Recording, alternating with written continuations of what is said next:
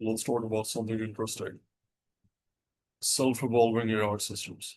If you're somebody who is planning on learning AI or building AI in the future, I think people confuse intelligence a lot.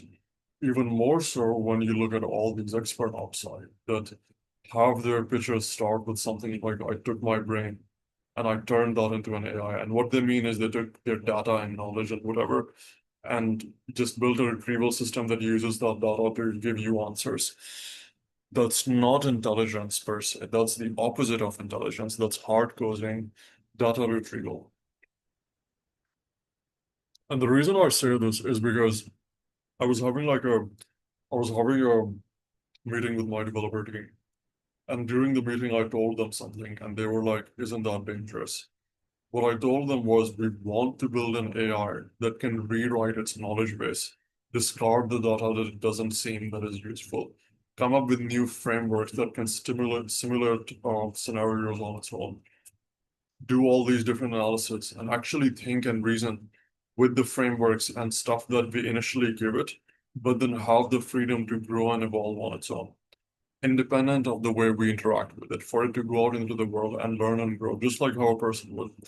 And the reason why you need to, or people who are working with AI need to understand that is intelligent systems need to be made intelligent. That's the inherent risk that comes from them. And well, certain LLMs already limit that.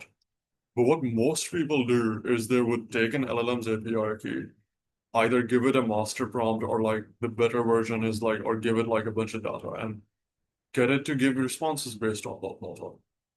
What they forget to do is building systems, and this is difficult, building systems and measures in the AI for it to grow on its own from the data, come up with new frameworks, new theories that are not the ones that you came up with right now, or you might come up with in the future, right? Evolve on its own and truly become like a separate person if you can pull that off without a lot of human intervention.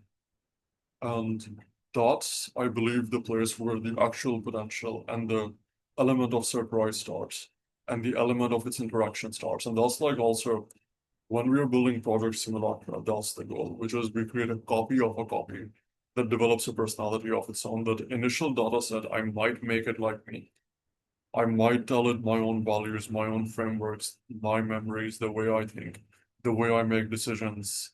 And maybe the AI initially might act that way. Um, but later on, you want it to interact with the world and develop its own personality and develop its own frameworks.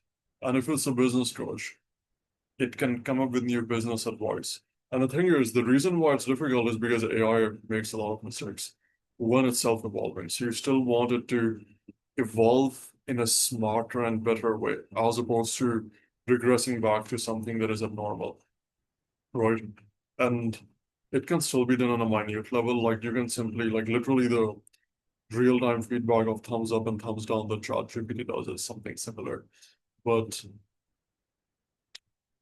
those elements are what is fun about intelligence. I couldn't care less about a person taking their brain and building an AI out of it. I want the AI to go out and use a million brains and look at a million different scenarios and worlds and be something that can work with me with that level of intelligence. I want it to be smarter than me, not just constrained by the data I have. It's egotistical to make statements like that I'm duplicated myself. I don't have that much value as a duplication, but a system that maybe it might evolve.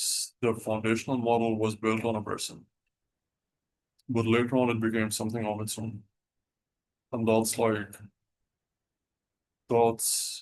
probably the intelligence and the future of intelligence that people need to work on.